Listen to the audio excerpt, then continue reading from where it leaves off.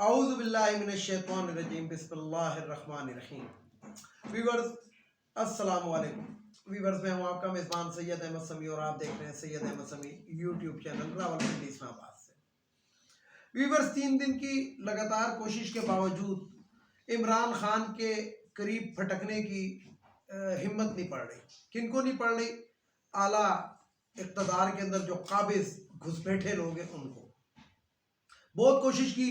अच्छा, पुलिस का रवैया भी थोड़ा सा दूसरी तरह का है। वो इस वजह से है कि पुलिस को तो खैर ऊपर से अहकामात मिलते हैं, लेकिन मैं आपको एक बात बताऊं कि पाकिस्तान पुलिस की कुछ मैं तारीफ भी कर सकता हूँ, तारीफ करता भी रहा हूँ। ये नहीं कि नामुमकिन काम को मुमकिन ये कर सकते हैं। वो मिसाल आपने सुनी होगी कि भैंस जो थी वो भागती भी जा रही थी, तो लोगों ने भैंस से पूछा तो क्यों भाग रही है? उसने कहा पुलिस वाले तलाश कर रहे हैं, कोई हिरन गुम गया। उसने कहा तू तो भैंस है। उसने कहा ये पाकिस्तान की पुलिस है, ये कोई बईद नहीं कि मुझसे हिरन ही बना दे। तो बात ये है कि तो ये बात भैंस की सुन के हाथी भी भाग पड़ा था।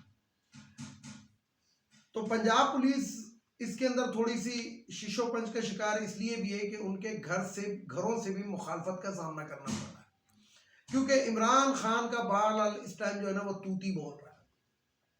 लेकिन अब यहाँ पे कुछ आपको इम्पोर्टेंट खबरें दूँ।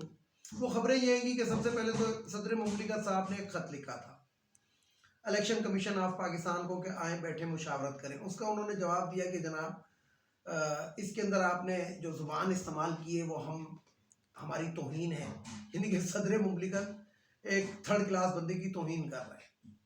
तो बहरहाल मैं आपको बताऊं कि आज इलेक्शन कमीशन ने जवाब दिया है कि जनाब हम आपसे मुशावरत नहीं कर रहे, माजरत। और दूसरी तरफ राना सनाउल्लाह साहब कहते हैं कि जनाब सदर ही रहे और वो क्या कहते हैं कि पार्टी के चेयरमैन या वाइस चेयरमैन बनने की या जियाला बनने की या दूसरे अल्फाज में टाइगर बनने की कोशिश ना करें। तो बात यह है कि बड़ी ज़बरदस्त किस्म की मशहूर एक मिसाल है कि गंजे को अल्लाह ताला ने नाखून दिए तो उसने अपना सर खुजा लिया था। इन लोगों को पता है ये दोबारा इक़्तिदार में ज़िंदगी भर शायद नहीं आ सकते, ये अब भी नहीं आ सकते थे, लेकिन हाजी साहब जो थे वो एक ऐसा गेम खेल कर गए और जो हाफिज साहब हैं वो उस गेम को जिसे कहते हैं एंड तक लेके जा रहे हैं। अगर मैं ये आपको कहूँ कि हाजी और हाफिज गठजोड़ चल रहा है तो ये गलत नहीं होगा। आज की बात मैं आपको बताऊं कि कुछ लोगों ने मुझसे पूछा कि आपका ताल्लुक भी फौज से रहा है, तो फौज के अंदर आखिर ये इतना मतलब सीधी बात उन्होंने ये कहा था कि फौज को नाहक भी घसीटा जा रहा है। तो मैंने उनको कहा, मैंने कहा बात ऐसी है कि हम भी 75 साल यही समझते रहे और मैं जितनी नौकरी मैंने की उसमें भी मैं यही समझता रहा, लेकिन अब नजर आ रहा है।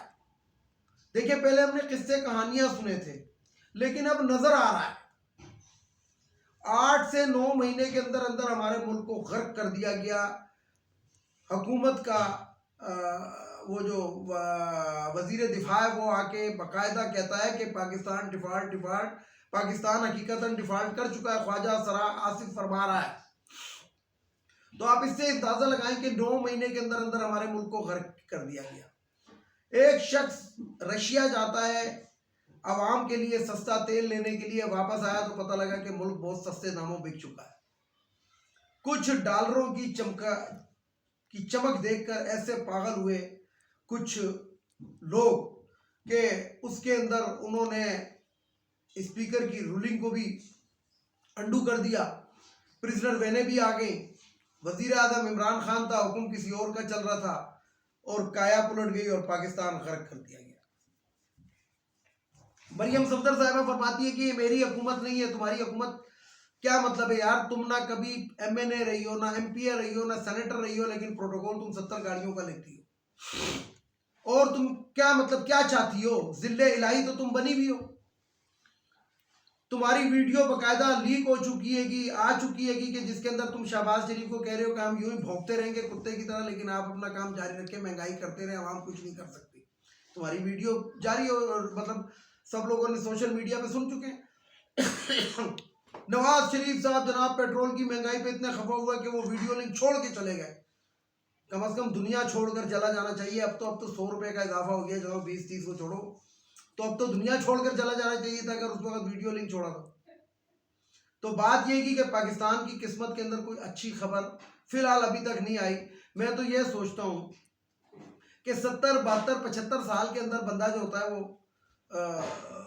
गुजर जाता है, और बड़े बड़े नामी ग्रामी लोग गुजर गए। मुशर्रफ साहब अल्लाह ताला ने उनकी ज़िंदगी ले ली, एक कम 80 साल के चले गए, लेकिन ये ऐसे नमरूद बने हुए बैठे हैं कि ये अच्छी खबर पाकिस्तानी सुनने के लिए तड़प रहे हैं।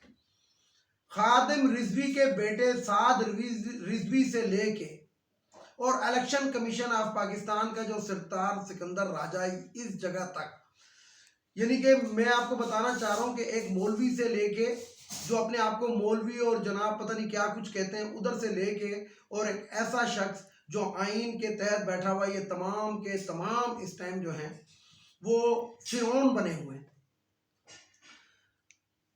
ये वही साद रिजवी है जिसने पेट्रोल जब इमरान खान के हुकूमत के अंदर 3 या 4 रुपए या 10 रुपए का इजाफा हुआ था तो ये सड़कों पर आया था, लाहौर बंद कर दिया था, पुलिस वालों को मार दिया था, गार्ड को मार दिया था, मेट्रो बंद हो गई थी।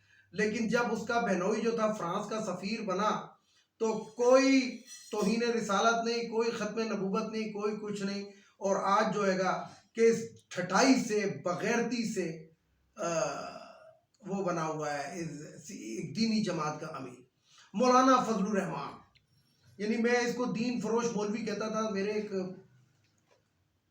अफसर हैं, रिटायर्ड अफसर हैं वो भी, तो मेरे साथ बड़ी जिसे कहते हैं कि अभी भी डांट टपट मुझे कर देते हैं। तो उन्होंने मुझे कहा था कम से कम दीन फरोश का लफ्ज़ इस्तेमाल नहीं किया गया। तो मैंने उनको यह कहा था, मैंने कहा सर आप देखेंगे आने वाले दिनों में, आने वाले वक्त में कि आप मुझे इस बात पे खराज तहसीन पेश करेंगे कि वाकई तुमने एक गद्दार दीन को समझने में गलती नहीं की थी। ये शख्स दीन का भी गद्दार है और मुल्क और कौम का भी गद्दार है। फातिमा जिना के खिलाफ अयूब खान को आइन के अंदर तरमीम करने के लिए 2 वोटों की जरूरत थी, तो वो मौलाना मौदूदी ने दिए थे जो इसका बाप था।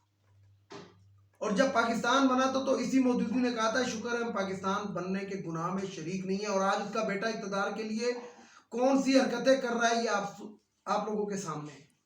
यानी कि महंगाई इस अरूज पे पहुंच गई, लेकिन वो अभी गायब हुआ है, कहाँ चला गया कोई पता नहीं, सुलेमानी टोपी पहन के। शहबाज शरीफ कहता था कि मैं कपड़े बेच के जनाब आटा सस्ता कर दूंगा, उसने अवाम के कपड़े घसीट लिए। मैंने अपनी एक वीडियो में कहा था कि आटा खोलते हुए डर लगता है कि कुछ वो ना निकाला है, लेकिन अब मुझे ये डर लगता है कि जो हम आटा खोलते हैं घर के अंदर, इसके अंदर कितने गरीबों की आह और सिसकियां हैं कि जो गरीब खरीद ही नहीं सकते। महंगाई एक ऐसी जगह को छू गई है कि सिगरेट की डब्बी जो कैप्स्टन की, जो पाकिस्तान में सबसे ज्यादा पी जाती है, 120 रुपए से डायरेक्ट उसने जंप 230 रुपए पे लगाई है। गोल्ड लीफ ने 500 रुपए के ऊपर 230 से जंप लगाई है, यानी दुगनी कीमत हो गई हर चीज की। दुनिया के अंदर जो है वो पेट्रोलियम की मसनूआत सस्ती हो रही हैं और पाकिस्तान में महंगी हो रही है। जब इमरान खान का वक्त था तो यही क्राइम मिनिस्टर ऑफ पाकिस्तान, जो अपने कपड़े जिसने बेचने थे, जिसने कच्चा बनियान के अंदर प्रेस कॉन्फ्रेंस करनी थी कि कपड़े तो आटे में बेच दिए, अब यही बचा है इसमें मैं प्रेस कॉन्फ्रेंस कर रहा हूं। आज वो जो शख्स है वो दुनिया के दोहरे कर रहा है। ये कहता था कि 80 रुपए में पेट्रोल कर दूंगा, उसने 272 रुपए कर दिया। उसी के अंदर वजीर खजाना डॉलर डकार इसाक डार का बयान आया कि अगर एक मोटरसाइकिल पे 3 अफराद सवारी करें तो पेट्रोल 90 रुपए लीटर में पड़ेगा, यानी कि 272 को 3 पे तकसीम कर दें तो इस तरह तो अगर 6 बैठ जाए तो 45 रुपए में मेरा ख्याल पड़ेगा। तो फिर तो 6 बैठे ना, 3 क्यों बैठे? क्योंकि पाकिस्तानियों की कुव्वत खरीद तो 45 रुपए।